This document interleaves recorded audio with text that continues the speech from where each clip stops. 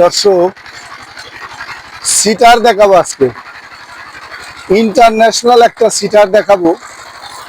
এই চিটার হলো মাঠে ময়দানের চিটার। এই দেখেন, এই যে আমাদের ফরিদপুর অঞ্চলে পেঁয়াজ রোপণের, এটাকে বলে সিটার। এই চিটার হলো মাটি ছোট করে পেঁয়াজ লাগানোর জন্য বেশ ভালো। এটাই হলো ইন্টারন্যাশনাল সিটার।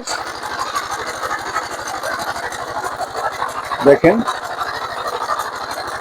এটার নামই সিটার।